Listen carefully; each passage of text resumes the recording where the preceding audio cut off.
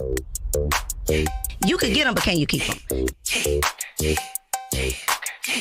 When I walk, do, when I walk, do, when I walk, do,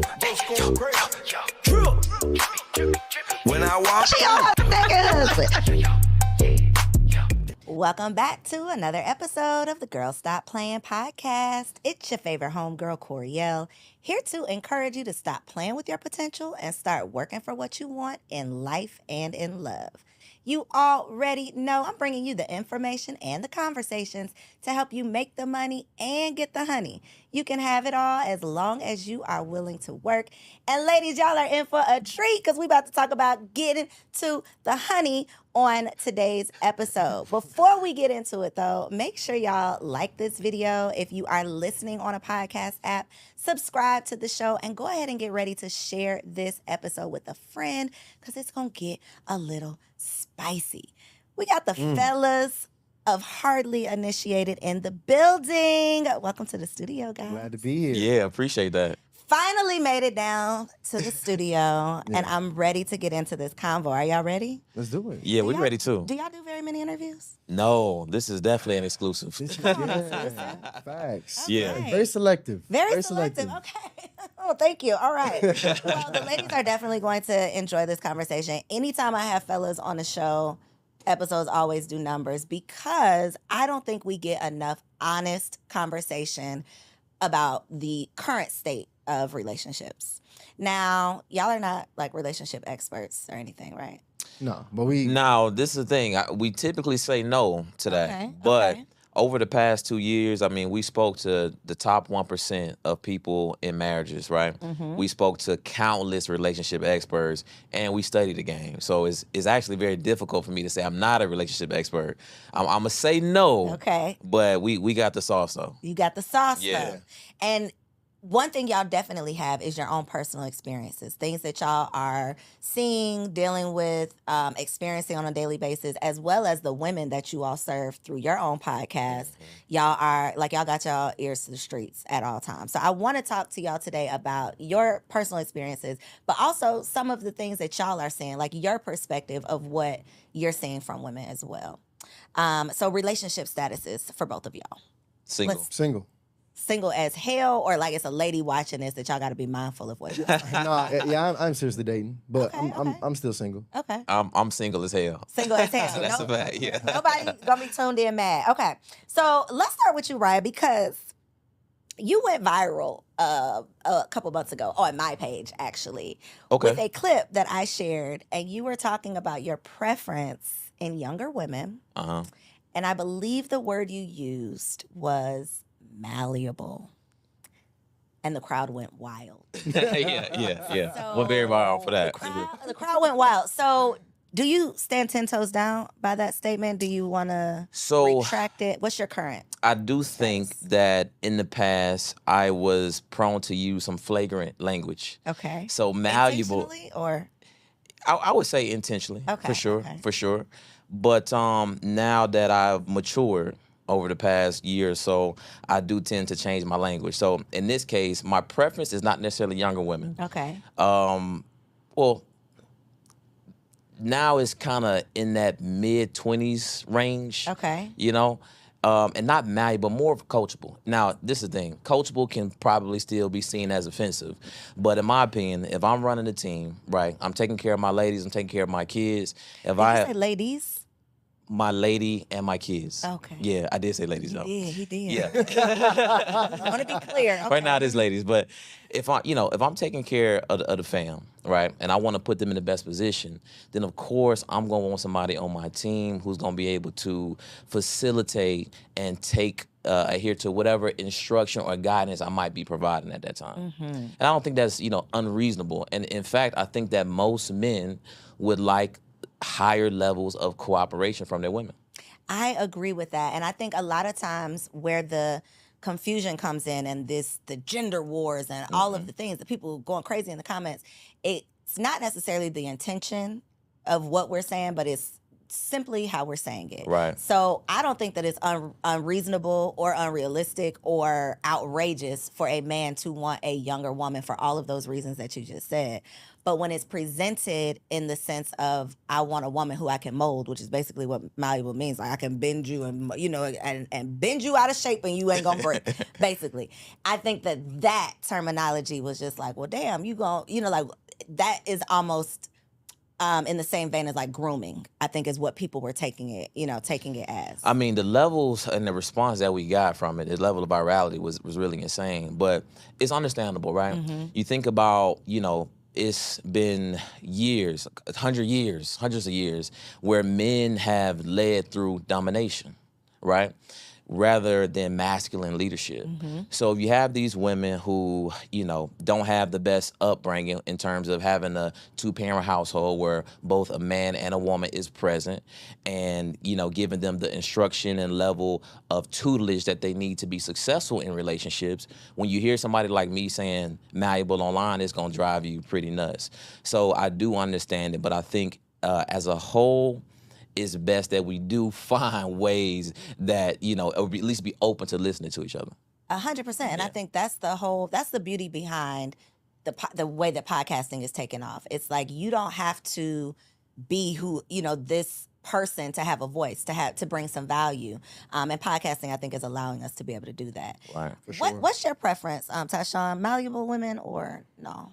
That word malleable is so tricky because it can be taken so many different ways.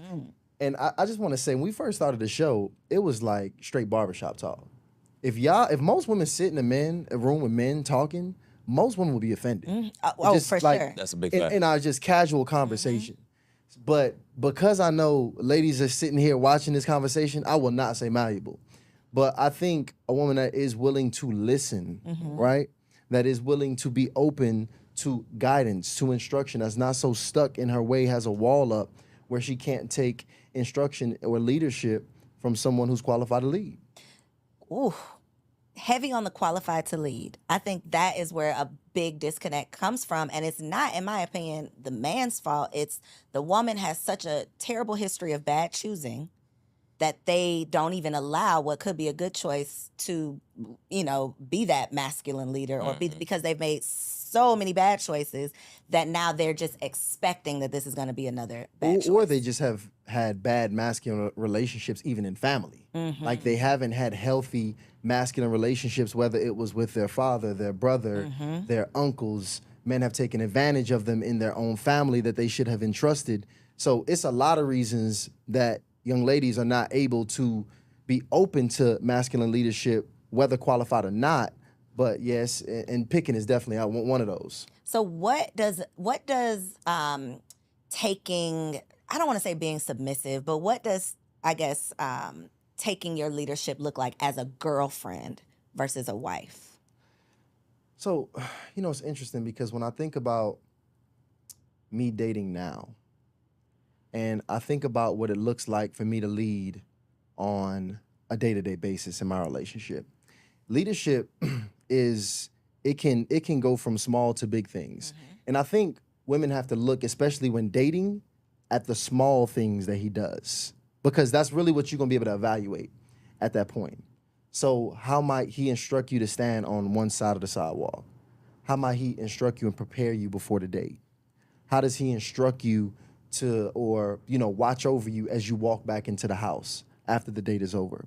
Like, it's just really small qualities that you have to evaluate in him to see if that leadership is there, to see if he's like providing that realm of security and safety around you. So it's not always, what house you're gonna buy or the big decisions in which you evaluate leadership. It's the very small things. And that's what it looks like in dating for me on a day-to-day basis. I feel like you're always providing a level of leadership. Like right now, the young lady I'm dating was looking at purchasing a home. And I have a real estate background. So I could have been in a situation where I just go ahead, sit back, I let her do all the work. She come to me, she asks me questions here and now, I throw a couple tips at her, I sit back, and I let her just kind of go about that process. But like, ideally, what I'm gonna do for her in that situation is I'm gonna provide a little bit of structure for her. So I'm gonna say, hey, babe, look, when we look for the house, I recommend, all right, because first of all, what's your budget? What's this cool? All right, look, we need to look in these areas. You ain't gonna find no kind of house like this in this kind of area, so we're gonna look for townhomes. Search here. We're gonna use here.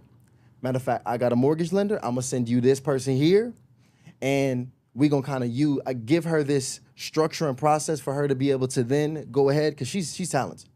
So I ain't gotta do too much for her. I just give her this structure, and boom, she takes the game, and bam, and she appreciates that. That is So- a great, realistic example. Right. Yeah, some of those smaller things, I think that it is a group of women that are open to that. Some of those things, I think the issue is understanding what a man wants from a woman. Right, a man wants first and foremost trust. Then he wants lust. And of course, devotion, right? You want a woman to really affirm and revere you as a man. Now, with that trust piece, it's a very difficult thing for women to give up. And where I find, just through personal experience, and also through communicating through the many women that, tune into our show, is that when in times of conflict, that is when, in times where men are holding their women accountable, baby, I would prefer things work like this. Baby, let's try to do this instead of do that, right? Those is when the mouthiness, the attitudes present themselves. And men, especially men who stand on what they believe and have those boundaries set, are having some serious issues with establishing that level of trust. And a lot of it, I do sincerely think, goes back to the negative experiences that many of our women face when they're dealing with, the guys out there. Do you all feel personal pressure, like in your personal relationships, to be whoever the world expects you to be because of your show? That's a really great question. I don't know if it's personal pressure, but I do feel like I have to move strategically. Like, I do Can't feel be like I out here have in to move these strategically. streets. Yeah, like you won't catch me. First of all, I mean, I'm not gonna be honest. I'm gonna be honest. Like, if anybody who knows me knows that, like, typically the young ladies that I typically date women I'm not ashamed to be around. But like with my positioning in life right now, best believe if I pop out with a young lady, I'm very strategic about how I present myself around around women, just in general.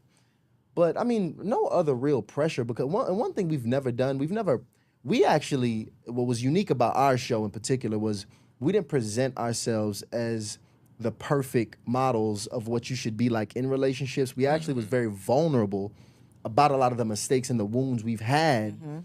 And I think that's what made our conversation so authentic and raw on our show in general.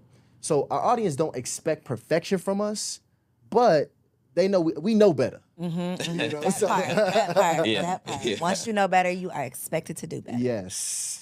Yeah, Yes. my experience is pretty, pretty cool. I don't think I've had any. Well, I may have had like maybe one or two negative experiences actually from going viral. So, but outside of that, in general, we do want to conduct ourselves in a certain way, because I mean, the thing is, we can't go anywhere that has Black women without being recognized and people coming up to us. So we do have to be, I think, careful about who we present as somebody, or who we, how we represent ourselves, and kind of who we have on our arm when dating. So I do think that I consider that a bit. It's not much pressure, but in the back of my mind, I'm thinking, hey, I have to double confirm, is this young lady good for the brand? Whereas at first, I could probably try some things out.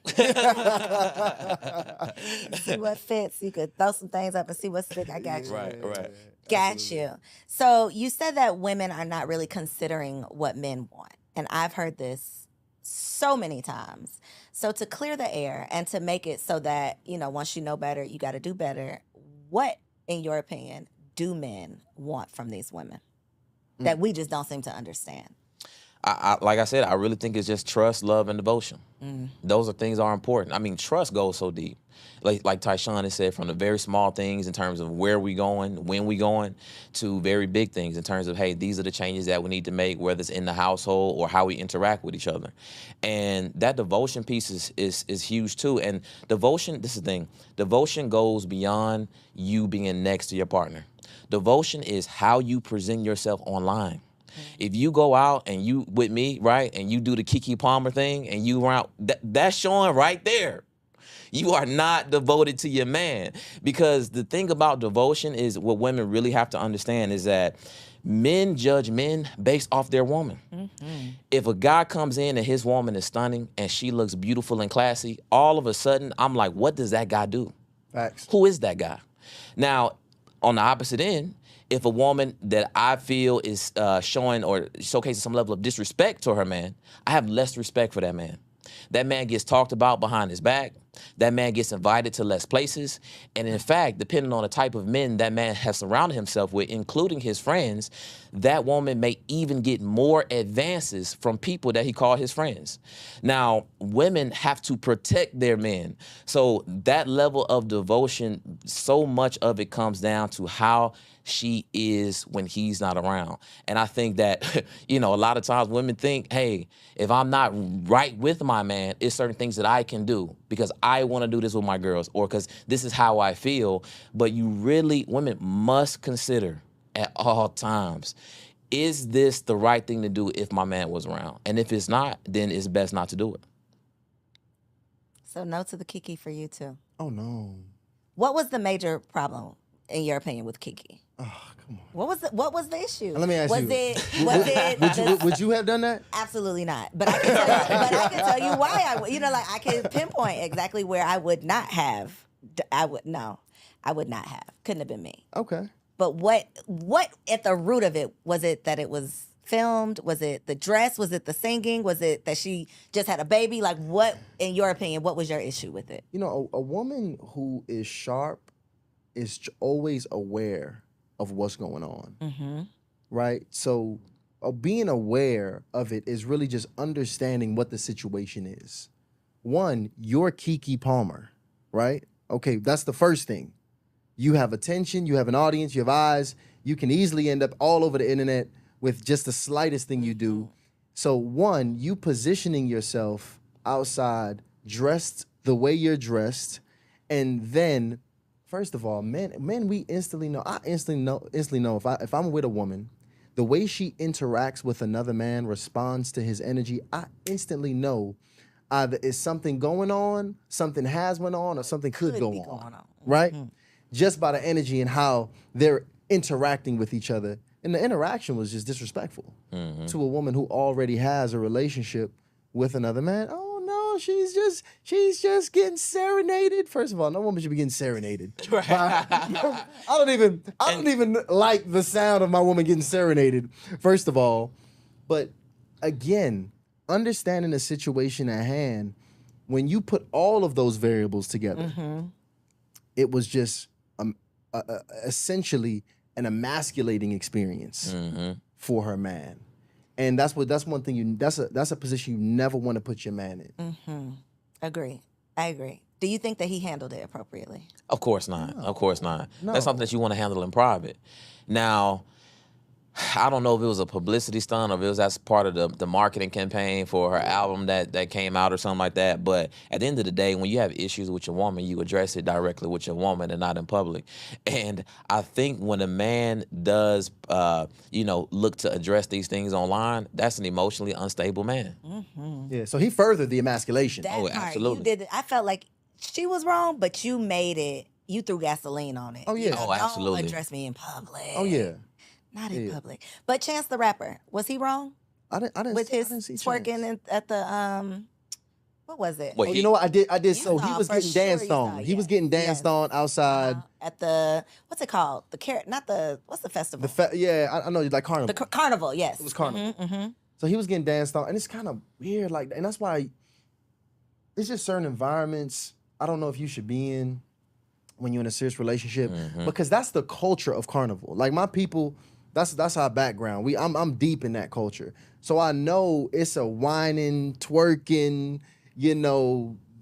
grinding culture out there. So when you get in the mix of that, you're gonna end up in the mix of that. And just me personally, I just wouldn't want me or my lady in Carnival if we just at a certain point in our relationship. Like I just really think it's just certain things. It's just single activities. Gotcha, It's just certain things I just don't at a certain level. What am I doing here? what am I doing here? Agreed. So was he wrong? Absolutely. I mean, it's just not a good look for the family. And that's really what it's about. It's like the brand of the family is what I really think it comes back to, especially when you at that level where the eye is on you, the eye of the people is always on you. You always want to protect the brand of your man as well as the man protecting the brand of his lady, which is why I love seeing couples like when I see like the James family. Oh yeah. Like LeBron and his wife and his kids. The Messi's like that too. Who that? Lionel Messi. Yes. It's certain families that when I look at them, I just think, wow, like they've really protected each other for decades of being in the limelight where so many things could have went wrong. Yet so many opportunities, I'm sure, some people, oh, he did this, he did that, whatever. He didn't bring the trouble to my doorstep. Absolutely. At the end of the day, it is not in my home, right? Yeah. And so I think to your point, though, it's not just celebrity because social media has put the spotlight on all of us now. Oh, yeah. And so a big thing that we didn't necessarily have to consider in the past is like who you present online. So how do you all feel that your social media presence affects your personal relationships, I guess? And I mean from the sense of a woman that you would potentially date. It's an impact. I mean, some good, some not so good. My Instagram profile is not very active, but obviously we got the show. So I mean, the amount of DMs and solicitations that I get or women showing interest is a lot, right? And it's funny because once it started happening, I literally called Tysean and I'm like, yo, I have to get back into the word because I got to get my discipline right, right?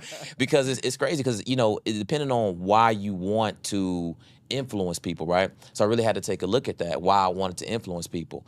And I had some vanity underlying in there. So when I started getting those DMs, it's like, oh yeah, this is what I wanted.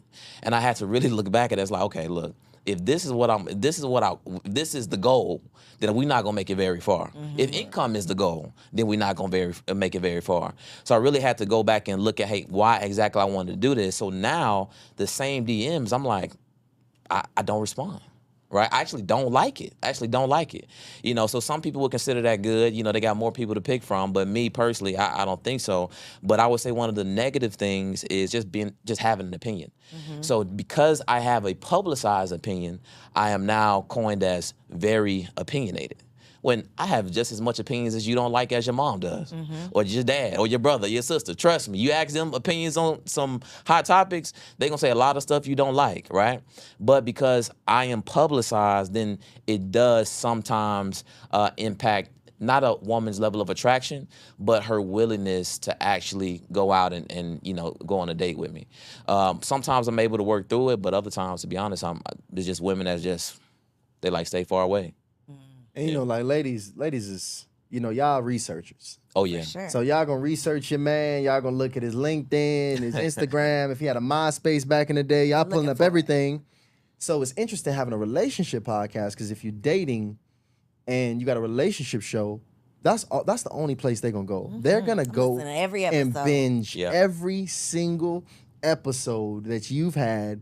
And they're gonna pull up anything that did not make sense. You know, when you guys first started the podcast in heard you 2021, when you had so and so on, you said, Yeah. you know, so like you gotta address all these things. But here's what's interesting though, because with the young lady that I'm dating now, so interesting. I found that this has been a way to have conversation that I probably would have never had without. So it's so interesting. We've achieved certain levels of depth in conversation that I don't think we would not have had if I was not entrenched in this space and she wasn't watching this show and asking these follow-up questions. So it's almost like, you know how people say, babe, let's read the 5 love languages together. We do that every episode. Yep. You're taking, because, and I did this with my husband, not even realizing I was doing it, but just talking about all these random scenarios. What would you do if this? What would you do if that? You're taking the pressure off of it being you and her. It's like, this is just my opinion. It's not directly affecting us, but now it's a talking point. Now I understand your thoughts. Now we can have a conversation on this. Now I can get to know you better. Now I can understand you better. And it's not I'm judging you on your opinion or I'm taking it personal because it's an attack. It's just creating a conversation. So I love that. And see, you learn a that's lot. important. Yeah. That's important, especially when you're dating. because I think that's the biggest place we're failing in dating.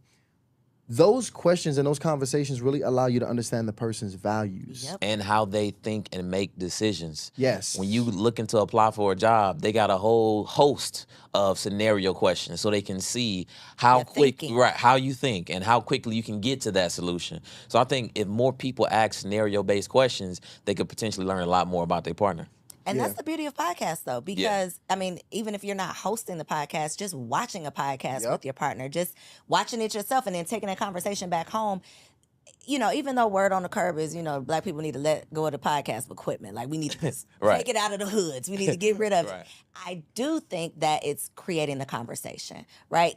R.I.P. Kevin Samuels. People had whatever your opinion was, he created conversations. Absolutely. He brought up these topics that need to be talked about. Whether or not you appreciated the way he presented them, a lot of the conversations that he brought to the forefront needed to be had. They were things that we just were sweeping under the rug and pretending like, what we've been doing have been working, and it obviously has not been. He is truly the Godfather. Shout out to Kevin Samuel, because this is the thing. Kevin really brought the conversation to the table. He did. Like it or not. Like it or not. And the thing about it is we still not having enough conversations, because I can, attest to this personally. I didn't even, and start investigating or look to understanding the dynamic between men and women or relationships as a whole until I was about 29, 30 years old. So you got to think about that. I'm well into my career. You know what I'm saying? Finance, okay, I understand that we don't need to be broke because that's how I grew up, right? But that's it. I mean, it's more to life than that, right? It's more to being a man or a woman than that. So he brought conversations that I think, of course, some of it was abrasive, and it's going to be rough because a lot of us grew up without the right instruction, without a soft voice, without a rock or foundation to lean on. But I still am very much so appreciative of the people who are willing to put out very vulnerable content, because at the end of the day, we have to learn, because it is a problem. It is. And it's agencies out there that are seeking to destroy families in general, Western culture families in general, especially Black families.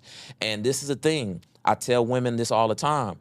You're not the only one that know you special. Your man or guys interested in you, not the only one that know you special. These corporations know you special too.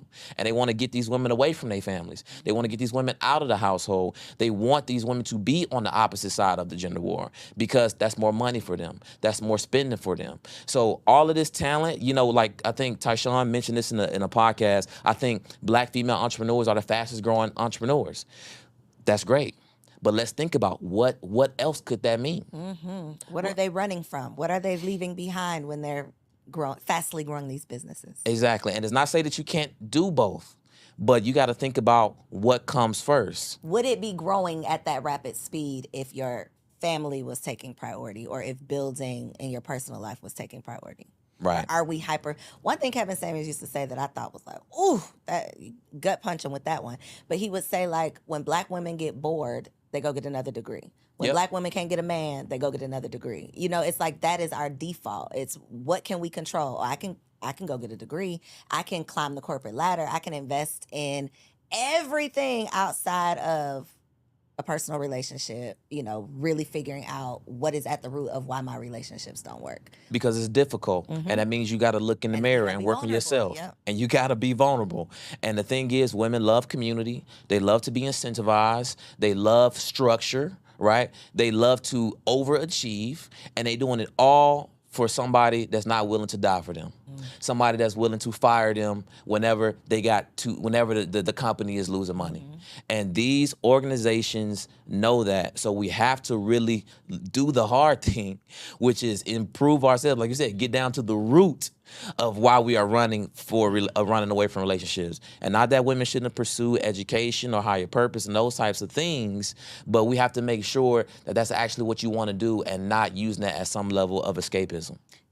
For sure we are. I mean, I did. It's like when you know you want this thing so bad, for a lot of women, that's marriage. You can't marry yourself. right? You Yep. can't force a man to marry. Well, it's not going to work out. You could do all those things, but it's probably not going to work out. So knowing that you can't control that, I'm going to just focus and invest my time and energy on what I can control, which is I'm going to make this money. I'm going to get these degrees. I'm going to get, all of these plaques up on the wall, but then I'm lonely at night. I'm sad, I'm mad, I'm upset, I'm frustrated, but I'm pouring all of this energy and effort into, trying to fill the void, that only truly fulfilling the void with what you really desire. We had Dr. Jamal Bryant on the show, and he dropped the bar. He said, you talking about, he was talking to women. He said, you talking about you was tempted. No, you was bored. Facts. And I thought that was very descriptive of what's happening. And it says, I think in the book Way of a Superior Man, he talks about this a bit. He says the masculine is mission, and the feminine is love and release. And when, women are in that space where they don't necessarily feel like they're operating, at their fullest capacity, they go ahead and hop in their masculine bag and they pursue a mission. And it just becomes difficult because me personally, I can date a woman with a job. I can date a woman that, is obviously taking care of herself, but I can't really seriously date a woman that's trying to climb the heights of the corporate ladder, because at this point we become brothers in arms. We're not, there's no polarity. There's not, that sexual tension and fire is gone at that point. But Because she's dedicated and devoted to her job. well, it's the energy that it takes. I've tried it. I'm telling you, I have tried it, and it's very difficult because even just in the casual after, because think about when you come home after you've been fighting all day. Your t-shirt is bloody, you done fought the world, slayed dragons, both of y'all. And if your mind, both of you guys, are not really good at turning off the masculine, like you still kind of in pursuit mode, then what ends up happening is you end up chilling with your homie. The with your man boy. is comfortable with operating his max. It's natural for a man to go be on a mission and work 24/7. For a woman, it's not natural. And you got to consider what's happening in these environments. A lot of these environments are male dominated. A lot of these environments coach and train women to suppress their emotions. A lot of these environments require women to perform 10 times better than men to get the same level of respect. I mean, this is the thing. I work corporate. I know how tough it was. And I know the women who excelled in corporate usually tough as nails. Tough as nails. They had something to prove. They got something to prove. They usually weren't women that I'm attracted to. Now, they were absolutely women I loved to work with. I loved them because they did 1,001 things and made sure everything was on point. Yeah. Right? But you got to think about what that does to you over time. And over time, not only does it suck away a woman's best years, right, in terms of fertility, right, in terms of just, I'm not even gonna go there. I'm not even going there. I gotta be careful with my Go words. ahead, on no, here. not really. I'm Go not ahead, even gonna say go it. there. But basically, it does a number on women. And I'm gonna be honest, when you really look at it, the best women are the ones that truly neglect family. I'm sorry? Neglect family. You mean the best women that perform in corporate? Yes. Okay, you missed that word. Say that again. The best women that perform in corporate are the ones who do not prioritize family. They're not. They're putting kids on the back burner. They don't even really want to have kids because they don't even want to stop working. Like they either had them early and they working hard and the nanny got them, or they just not even like, no. Right now is not a good time. It's They a conversation say, that they in the have. black community, the husband has been replaced with the pastor or the boss. Oh, That is who the black woman that's who she's answering to. That's who she's submitting to. We've replaced the husband with those roles. Would you agree? And here's the thing. I'm gonna be honest, and I can't double back and say that men, us, don't have a hand in that as well. If I'm just being very honest, because I mean, first of all, I grew up in a house where I did not grow up with my biological father. ironically, all of my closest homies I grew up with, and I grew up with some really sharp homies. Like, we all graduated top 10%, athletes. Like, my core homie group from middle school to high school was sharp, and all of us, ironically, had a very similar home situation. Either did not have our biological father or no father present in the house, and we figuring it out. We getting raised by football coaches. We getting raised by assistant principals. I mean, or getting our masculine energy from those areas, and we just having to really figure it out. So it is when we looking at a lot of the problems in the feminine. I will say, I truly believe the men are going to be the only people that can fix or be able to resolve this issue. Women are not going to be able to fix this problem, and that's just the reality of the situation. I don't think everybody can be helped. It's going to be casualties of war. But at the end of the day, it's going to take the best men and the women who are willing to cooperate and understand and self-reflect and be better women. That's going to allow us to get through this place we in, this state we in relationships. Because as social media continues to double down on pouring poison in our minds, I can literally find myself scrolling and even be finding myself be like, these crazy ass women. Just with the things I see, and I'm even now having to more intentionally unfollow certain things that I'm seeing messages. But that's what men are now being inundated with, these visions of delusional women. Yep. And men are and women are seeing men talking about how bad they don't want to be with one of these women or how they'll never get married, which further just. And then we bring in all of this, and then we trying to date with all of this deeply in our subconscious. And then we're still having kids because we might be slowing down, the rate of marriage might be, all of this other stuff might be slowing down, but we're still sleeping together. We still have unprotected sex. We're still having children out of wedlock. So we're continuing the cycle. Very dangerous We're cycle. literally continuing the cycle. But nobody, I haven't seen it, nobody's addressing the fact that we're still just having these babies. Nobody is talking about that. Right? Because if you talk about it, then you're shaming single mothers. If you talk about it, then it's the whole cancel culture thing is like you can't speak to a solution because then if you're talking about a solution, then you got to be shitting on somebody who has the problem. Yes. It's like you can't even present the solution without somebody having a problem with it. It's meant to be like that. Oh, The divisiveness. by design, yep. Exactly. Divisiveness that's what draws the most attention. So they don't want us to have those positive conversations or conversations about change because that's not what brings these social media platforms advertising dollars. So what Tysean is referring to, seeing those women that little nutty and out of control, or seeing those men be very disrespectful and brash towards those women, that's good for these media platforms. Speaking of media platforms, what's your opinion on red pill community? Man. I think to me and Tasha, I think we agree on a lot of things, but I think we might disagree on this one. I'm interested. Good. Let's see.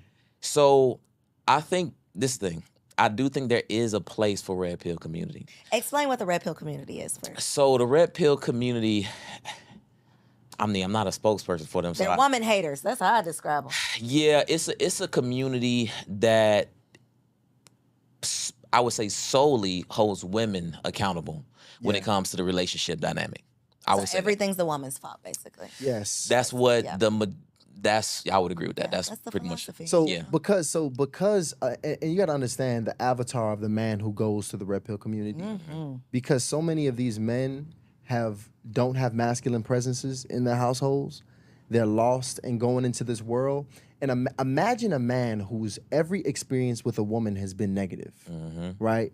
Because he does not have game. He does not know how to take care of himself. He's not personally developing. He does not have good discipline. He doesn't know how to communicate well. So with women, he probably gets rejected over again. Maybe in school, he was getting teased. He was getting called ugly. That is exactly so women have become a major issue for this man, and he doesn't know how to fix it. So he goes to this community of men who, here's where the red pill gets it right. They are teaching men to get better. They're teaching men to go to the gym. They're teaching you to be disciplined. They teach you to get money. They teach you to do those things to build up your value. But where they get it absolutely wrong is when it comes to is they do not teach family. They do not teach the benefit of having a woman in a man's life and how he becomes better with a great woman. They tell you all of the issues that women can bring. Here's how to have sex with women very quickly. Here's the things you need to watch out for so they don't take your money. I mean, I even seen as far as the red pill community, the one of the higher level originators of the red pill community telling men to even get vasectomies so they can have so they can pretty much forego sexual discipline and still be able to, pretty much make it a man's playground, if you will. But at the end of the day, the only reason that community exists is because it's been such a lack of masculine leadership.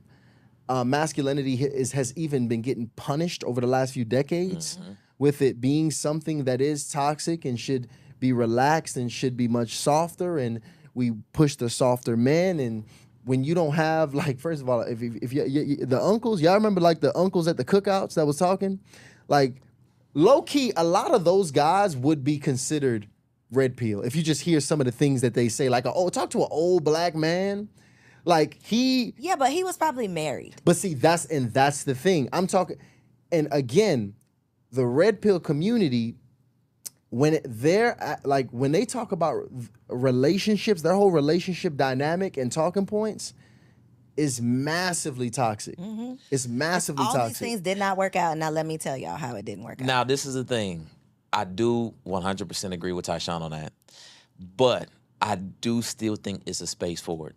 Because although I don't agree with the angle, I do think that sometimes you got to get punched in the face to get your ass up. I really do think that. But what is the getting your ass up? Because I just feel like it's not a solution-oriented philosophy. It's you being a better man, but then what? You being a better man for what purpose? So, no, I do agree with that. But it's just the thing. When I think about, you had, during the civil rights movement, you had two varying messages that you can say both were righteous. Martin Luther King and Malcolm X. Martin Luther King's message did not, some people, it just did not hit, right? But Malcolm X's message, it hit. Now, right or wrong, now at the end, did Malcolm X come around and he took a more holistic approach to race matters in the United States or in the world? Yes.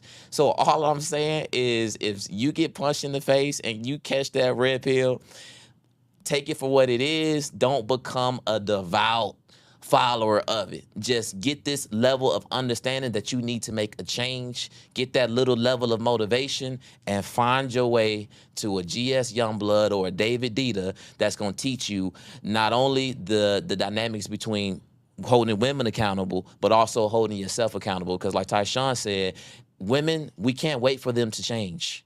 It's us that must make a change. Yeah. See, that's the thing about it, because, I mean, if you go back to MLK and Malcolm X, they were both righteous, though. If you roll with either one of those guys, you were gonna, the society would have been better.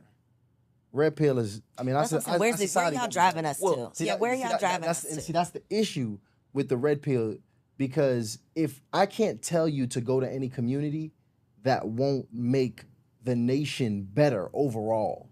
Like that's the most dangerous part there, because if you get stuck there, then your growth stunts. The problem is you need to get punched in the face by your pastor. This is the thing. One message was divisive, and the other message was more collaborative.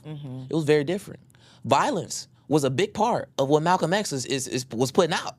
So you can't really say, don't get me wrong, I think both had levels of righteousness. But what I'm saying is, one particular message was piercing. The message that we are delivering, this whole man message, is a lot more difficult to get out than the other message. So I don't agree with the red pill community, but I do think it's some space for it.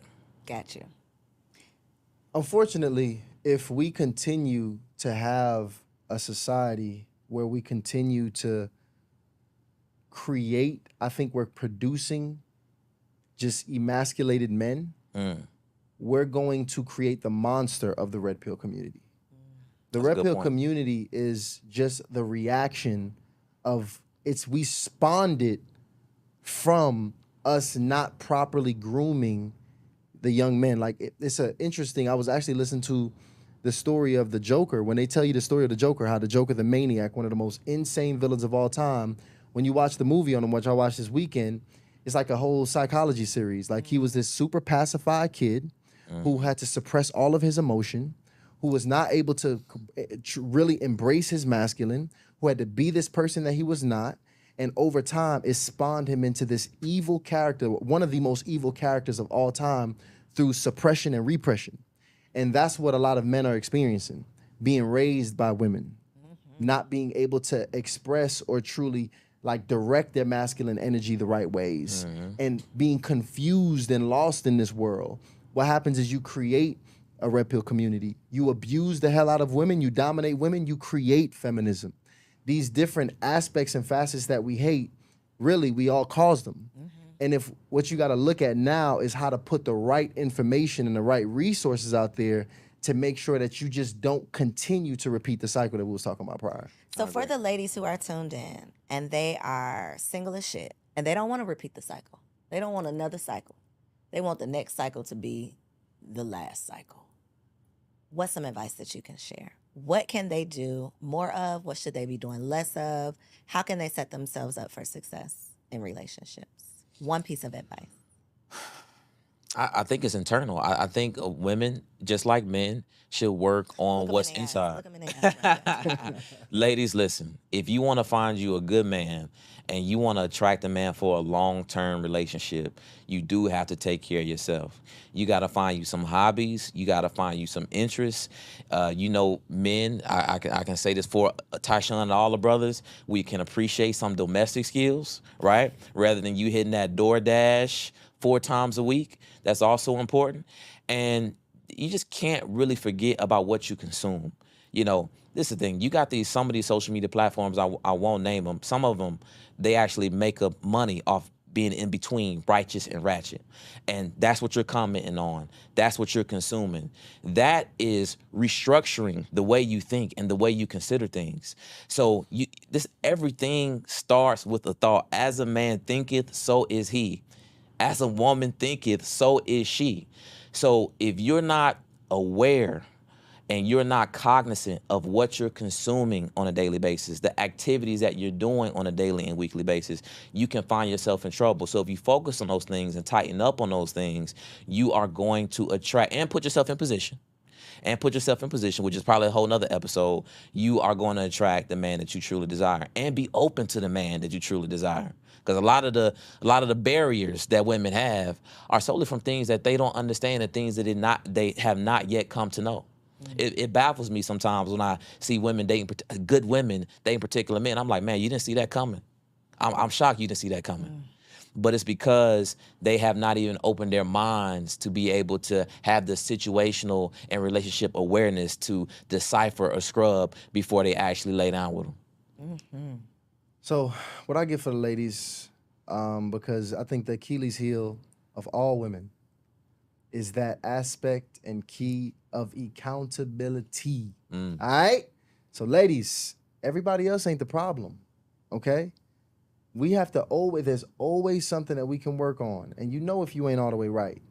So one thing I see ladies neglect massively, and I think it's probably even more important for women than men. And even men don't need to neglect this, but more important for women, your self-care, like the way you take time for yourself, being in tune with yourself, you being like, because your intuition, your knowing, that's like your superpower as a woman. So like when you neglect yourself for an extended period of time, you no longer are tapped in. That information, you understanding what you need to work on with yourself, you being able to, that accountability piece, it's not that you don't know what's going on. So I just really recommend every woman intentionally take some time out for yourself. If it's once a day, once a week, however you can do it. I've had this conversation with so many young ladies, and the first thing they say is, I can't because of work, I can't do that. No, I got kids I don't got time to meditate. I don't got time for no yoga. I don't got time for hobbies. I got to do this and that. Well, listen, you too busy to be healed. okay? I'm sorry. That's the bad news. You too busy to be happy. You too busy to take care of yourself. You too busy to get money. You too busy to be happy. So you won't be. You're going to be in that wherever you at, you too busy to get to the next level. So just very intentionally make sure you're pouring into yourself and you setting time away from yourself and make that a hard boundary regardless of whoever got to take a loss, because you got to make sure you pour into yourself first. Facts. For the ladies who are not subscribed, where can they find the show? How can they tap in? Hardly initiated. Let me tell you, hardly, and initiated is like one of the hardest words to spell on the internet, gonna trip guys. Right. So We'll make sure we link hardly initiated, but we had to do it because of what we just talked about. Me and Ryan, literally in the middle of building our business, we got to a place where the business was safe, it was stable, it was producing income, and me and Ryan was getting out these relationships that wasn't working for ourselves, and we started digging into masculinity books. I personally was relationship books. unhappy. And we both were. And we had this interest that was burning in us. And I'm like, yo, Ryan, you need to read this. And Ryan telling me I need to read this book. And it was just so crazy, the information that was coming to us, because what we just, overall theme of what we got, especially when understanding manhood and masculinity, the strongest men, the strongest communities, they all came from through these rites of passage, through wise and strong men, putting these men on game, initiating them through processes where we found that us and many men now were hardly initiated. And that's what inspired the show. And actually, through consistently putting the content out, we also found that women were also having the same issue. Ain't initiated either. In the same boat. In the same We both messed up. boat. So now we making sure we feeding and putting out content for the men as well as the ladies. So definitely go to YouTube, hardly initiated, subscribe to it, because we feeding the people regularly. And of course, you made your appearance as well. Y'all gotta watch that episode. That was a dope one. Yes. Thank y'all for coming. I think this was very helpful. I think the ladies are definitely going to take a lot from this conversation. Y'all don't feel attacked, right? We can have a conversation where we didn't necessarily agree 1,000% on everything, but just sharing your perspective in a respectful way. I think that is the whole point of having these platforms. So thank y'all for coming. We appreciate you. Y'all already know I truly, truly believe that there is a partner out there being prepared to love you properly. You just got to put yourself in position. Make sure you subscribe to the channel, share this episode with a friend, and I'll catch you next week. If you enjoyed that episode, make sure you subscribe to the channel so you don't miss out on any upcoming content, and take it a step further and go ahead and join our private community over on Patreon, because it comes with some pretty bomb perks, including early and discounted access to our upcoming events, behind-the-scene exclusives with some of your favorite guests, the opportunity to call in on an upcoming show, the chance to vote on topics and guests for brand new shows, and I'm even giving you unlimited access to my vault of business classes where I'm teaching you everything from Airbnb to developing digital products and everything in between. And you can get access to our Patreon for as little as $5 a month, okay? Get in where you fit in, and I'll see you on